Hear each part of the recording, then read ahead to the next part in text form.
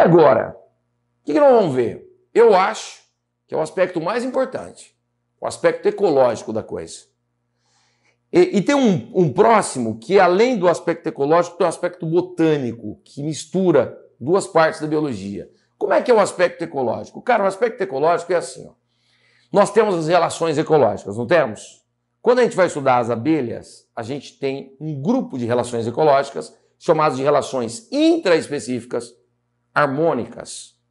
O que são relações intraespecíficas? São relações entre seres de mesma espécie. E harmônica? Harmônica é que não tem prejuízo. Ninguém se prejudica no processo. E aí nós entramos num grupo de relações intraespecíficas harmônicas chamadas de sociedade, que é o que acontece com as abelhas. Elas vivem em sociedade. Você está vendo esse símbolo que eu coloquei, mais e mais? Sabe o que eu quero dizer com isso? Todo mundo que se relaciona dentro de uma sociedade se beneficia do processo. Aí é importante você lembrar como que é a sociedade de abelha. Como é que funciona?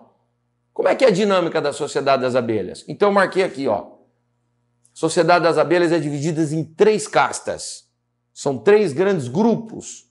Nós temos o grupo das rainhas, geralmente uma rainha por colmeia. Quando ela está ficando velhinha, que já começa a apresentar problemas reprodutivos, aí geralmente você passa a ter uma outra, então pode ter 2 e tal. Então aí está a rainha. Eu marquei aqui um pouquinho de informação sobre ela, ó. É a única fêmea capaz de reproduzir. É a única fêmea capaz de ovular. Toda a reprodução depende dela, em termos de ovulação, em termos de produção de gameta feminino.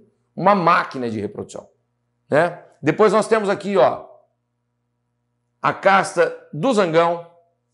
Zangão geralmente tem poucos, viu? Você não tem uma quantidade significativa. Olha, eu marquei aqui para você, ó, né? Machos encarregados pela reprodução, e são poucas centenas.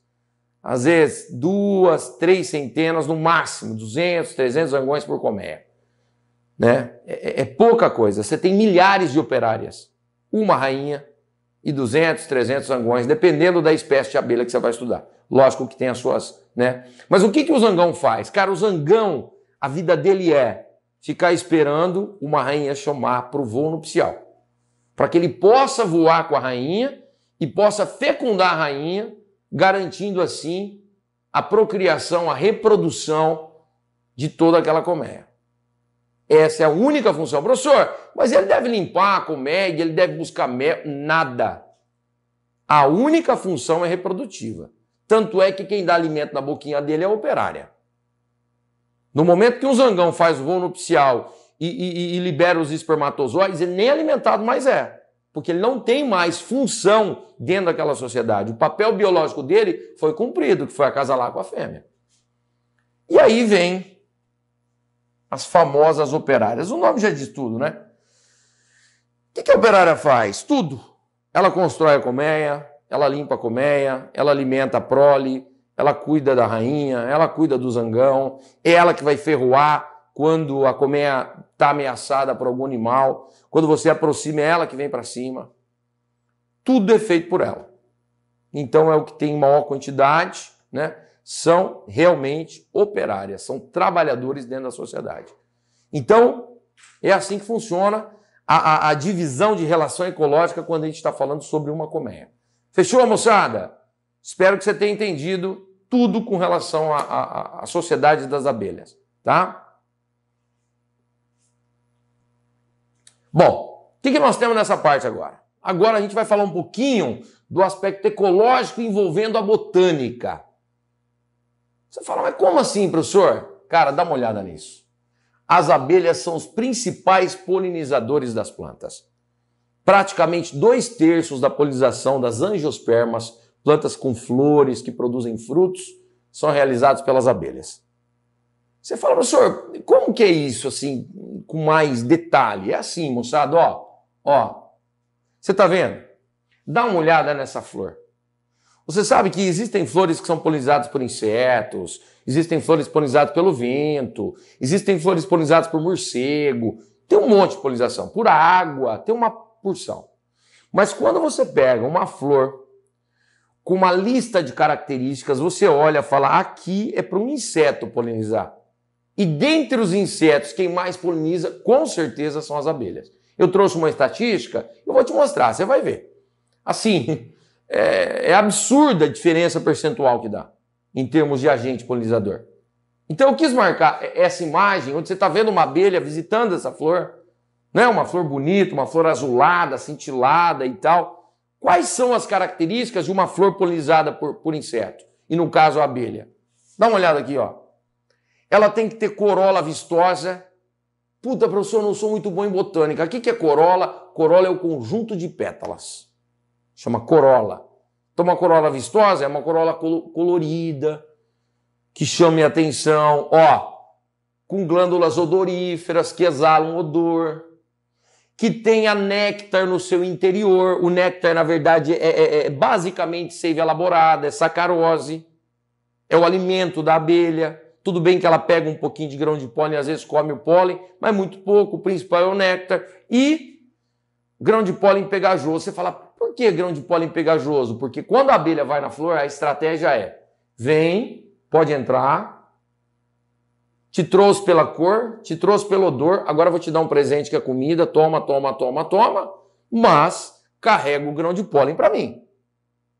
Eu quero que você leve o grão de pólen para uma outra flor igual a mim. Igualzinha a minha. Para que esse grão de pólen lá possa crescer e possa propiciar a fecundação, porque a planta quer reproduzir.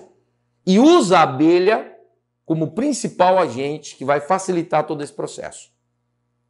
Eu marquei uma expressão aqui, ó. Eu não sei se você reparou, que foi essa expressão aqui, ó. Entomofilia. Existe anemofilia, a polinização feita pelo vento. Existe ornitofilia, a polinização feita por aves. Quiropterofilia, a polinização feita por morcego. Hidrofilia por água, mas a polinização mais importante é essa aqui, ó. Entomofilia, a polinização feita por insetos. Onde o inseto mais importante, pela 10ª vez, as abelhas.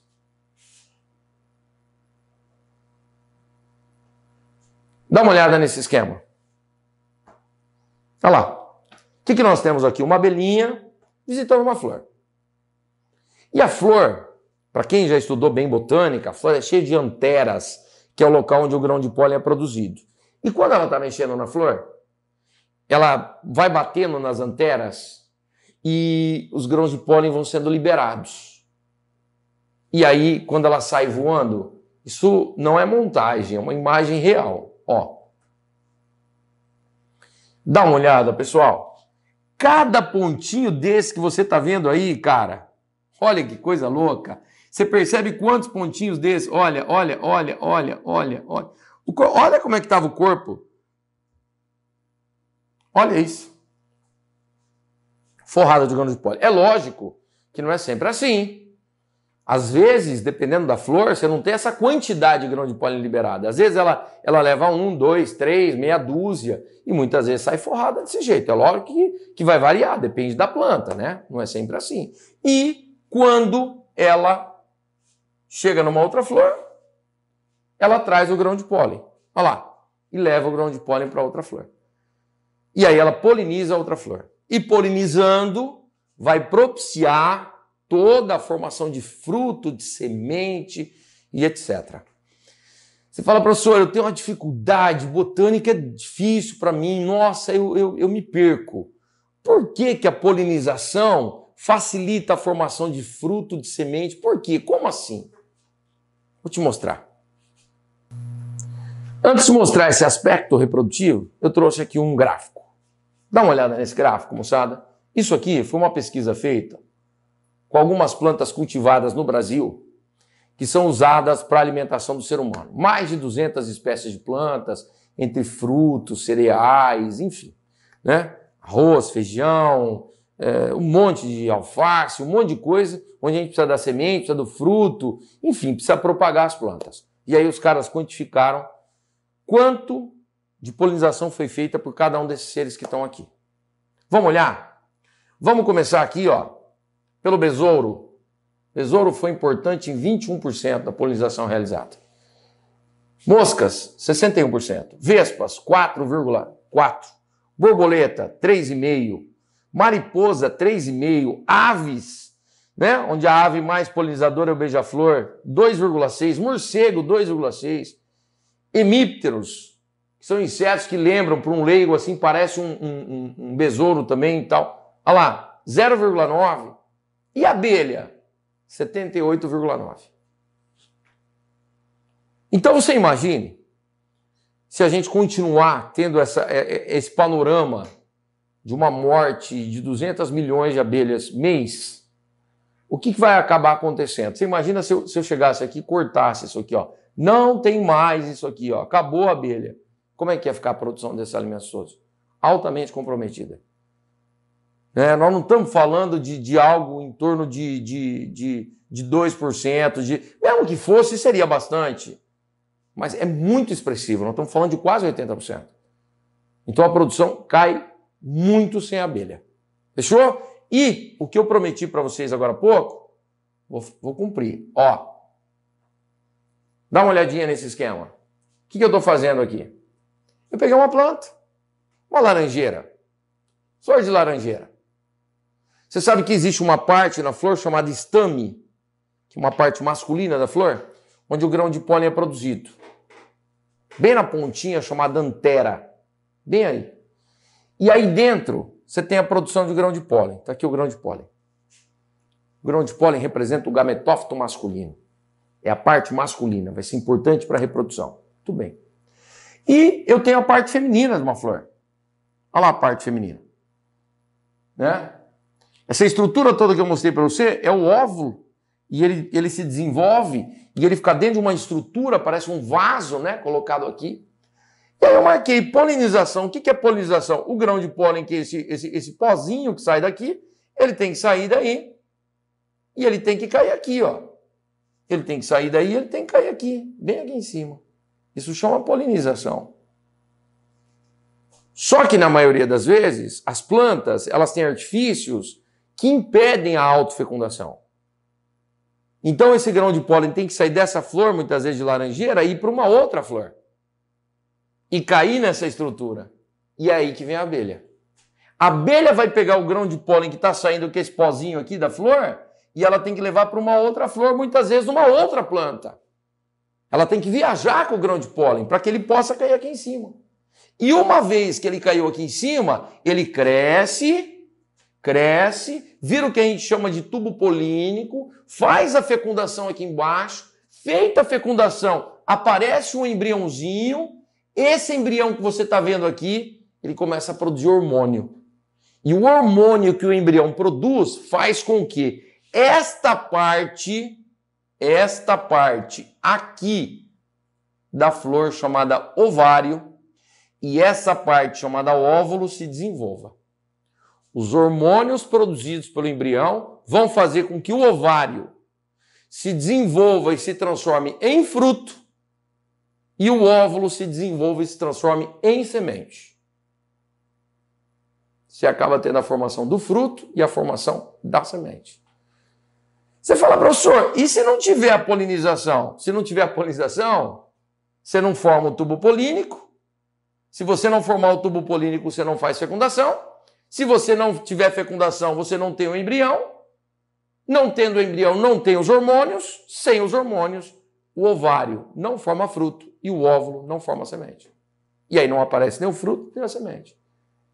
Você fala, puta merda, professor, deixa eu ver se eu entendi, cara. Veja, olha lá. Fruto, antigo ovário.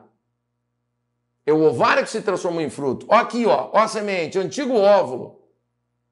Se a semente se germinar, vai dar origem a uma nova planta. Você fala, professor, então é assim, se a abelha não levar o grão de pólen, que é a polinização, puta, chance zero de acontecer o processo. Sim, a não ser que um outro agente polinizador faça o processo. Mas a abelha é o principal. Então, sem a polinização, não tem fruto e não tem semente. É isso. Show isso, moçada. Valeu? Dá uma olhada. Olha aí. Olha aí. Eu fiz questão de selecionar alguns, só para você ter noção. Coisas que eu tenho certeza que você conhece. Ó, pitanga, tomate, goiaba, laranja, que eu acabei de falar, morango, manga. Todos esses cultivares aqui que a gente, né, usa na nossa alimentação, todos eles têm como agente polinizador principal a abelha. Sem abelha, nada feito.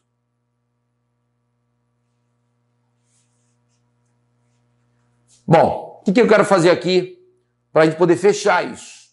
Falar um pouquinho do aspecto genético, que envolve um pouco da reprodução.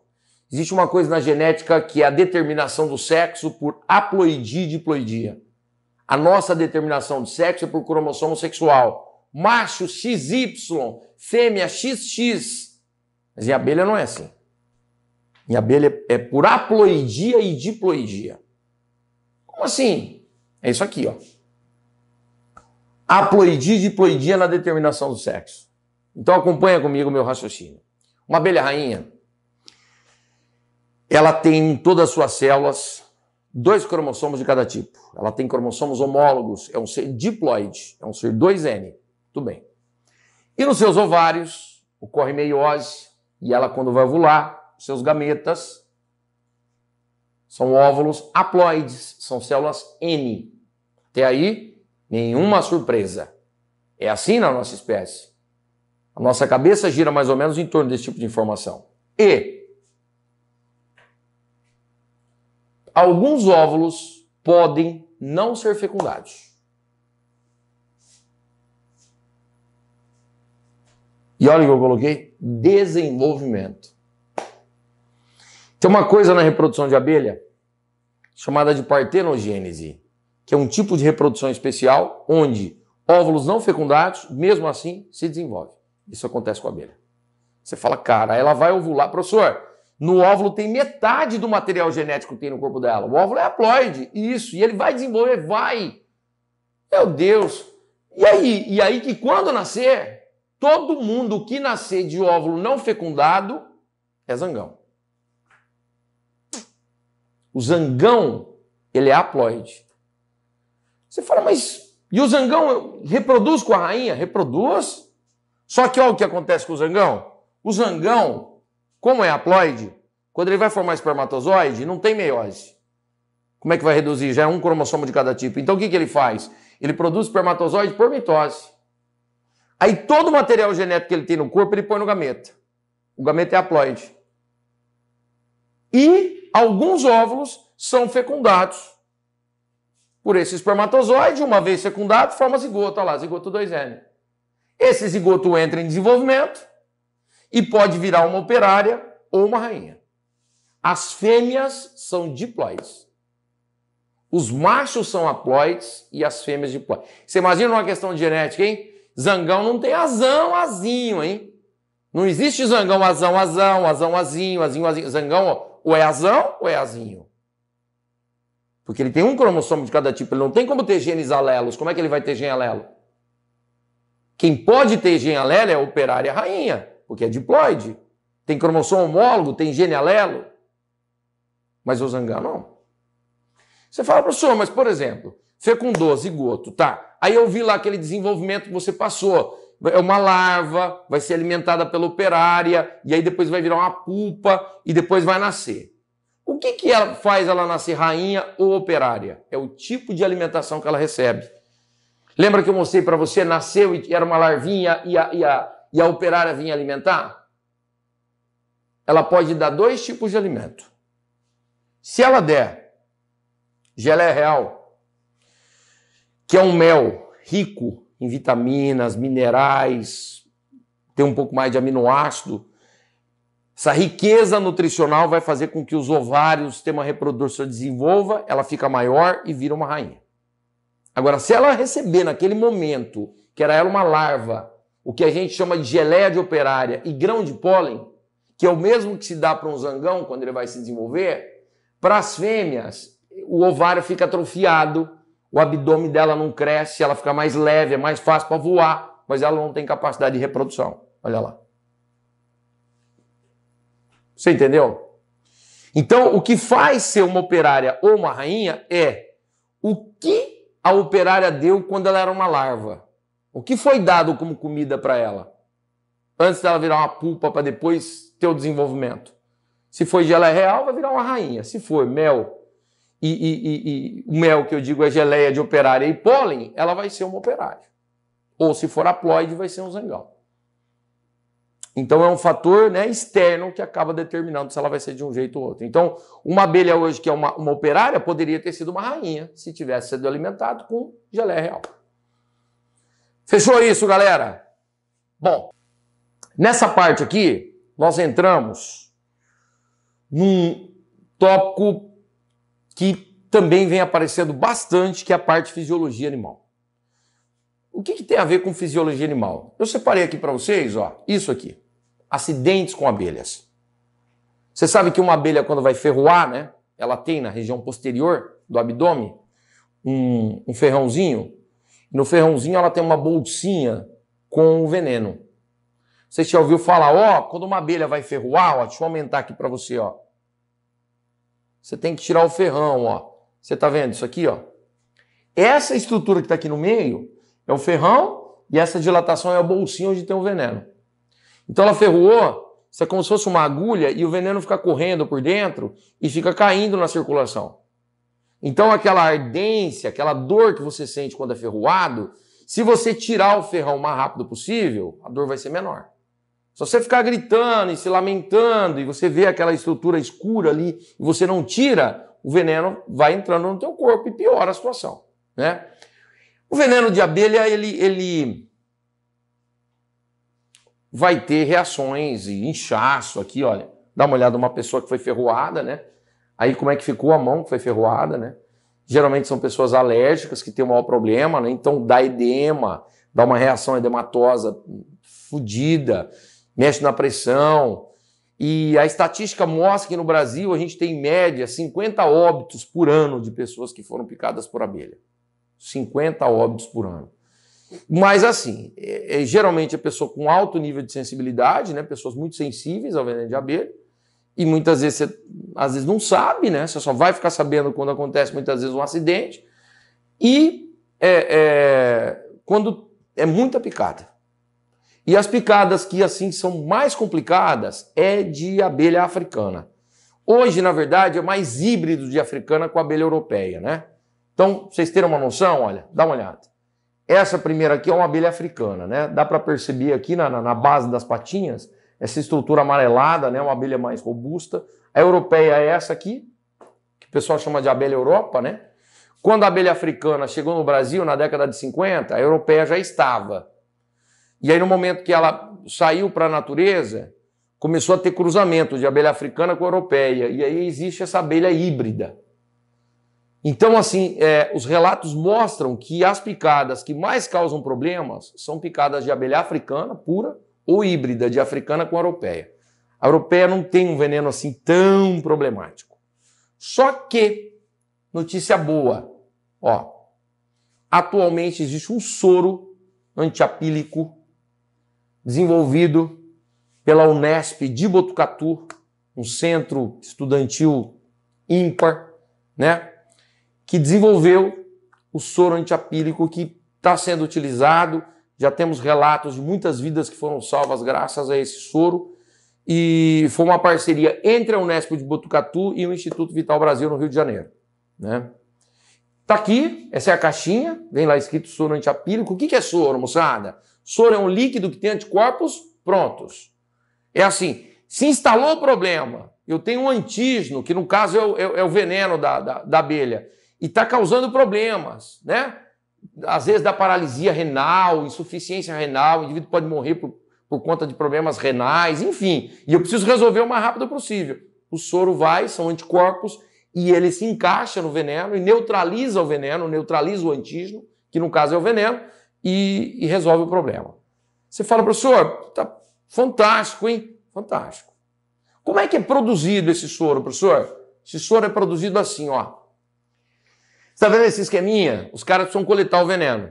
Então, o que acontece? Eles têm uma placa de acrílico com os fios por onde a abelha tem que passar e muitas vezes, ao passar, eu tenho descargas elétricas. E essas pequenas descargas acabam fazendo com que a abelha ela solte o ferrão com o veneno. E esse ferrão com veneno ele fica preso nessas tirinhas de acrílico. Aí o que o pessoal faz? Deixa isso secar e raspa esses fiozinhos de acrílico para poder tirar, porque isso resseca, vira um pozinho, e no meio desse pozinho você tem o veneno. O pessoal vem, faz o que a gente chama de cromatografia, que é uma técnica para detectar os compostos químicos presentes no veneno, detecta, isola os compostos químicos e aí dá uma olhada. Todo esse processo é feito em Botucatu, tá? A coleta do veneno, a cromatografia, tudo. Depois de purificada a substância, vai embora para o Rio de Janeiro. De Botucatu até o local, em Cachoeira do Macacu, no Rio de Janeiro, dá mais ou menos 730 quilômetros, o veneno chega lá. Lá, o Instituto Vital Brasil tem uns cavalos que a gente chama de soroprodutores. Cavalos criados especificamente para produzir anticorpos contra determinados antígenos. Cavalos com bom volume sanguíneo, cavalos desparasitados, controlados. Esse veneno é aplicado nos cavalos. Você fala, professor, qual é a intenção de eu aplicar o veneno no cavalo? É estimular o cavalo a produzir anticorpos contra o veneno da abelha. Uma vez produzidos os anticorpos, faz uma incubação, olha lá. Eu vou esperar por volta aí de mais ou menos 2 semanas, até que esses anticorpos já estejam na corrente sanguínea do cavalo. Eu tiro o sangue do cavalo e coloco esse sangue em repouso, para que os glóbulos vermelhos possam sedimentar e o plasma possa ficar sobrenadante, possa ficar por cima. Esse plasma do cavalo sensibilizado é o plasma que tem o anticorpo contra o veneno da abelha a qual ele foi inoculado. Esse plasma que é coletado é usado pela indústria para poder fabricar o que a gente chama de soro antiapílico. A fabricação do soro propriamente dito já não é feito na cidade de Cachoeira do Macacu. Isso aí já é feito em Niterói, que é um outro local também do Instituto Vital Brasil, onde se produz aquelas ampolas que eu te mostrei na foto. Então, a coleta, a separação da substância química, isso tudo feito por Botucatu, manda para o rio. Chegou no rio, inocula em cavalo, deixa o cavalo produzir anticorpo, tira o sangue, coleta o plasma, manda para purificar, coleta esse anticorpo todo, transforma isso num líquido. Se alguém for picado por abelha, vamos lá e vamos aplicar esse soro para tentar resolver essa situação. É assim que funciona. Fica aqui a minha admiração pela Unesp de Botucatu, que eu tenho o prazer de conhecer e conviver com algumas pessoas lá. Um instituto assim fantástico para você que é estudante e presta vestibular. Entrar numa Unesp de Botucatu é o sonho de muitos dos estudantes, né? Um local sensacional. Gente, termina aqui a nossa saga sobre o estudo das abelhas. Faço votos que realmente venha a ser um conteúdo que apareça com força no seu vestibular. Tenho certeza que vai aparecer em algum grande vestibular desse ano e eu tenho certeza que você vai acertar. Tá joia, gente? Fica aqui o meu muito obrigado e que você seja sempre um aluno Biologia nota 10. Até mais, moçada. Obrigado. Valeu.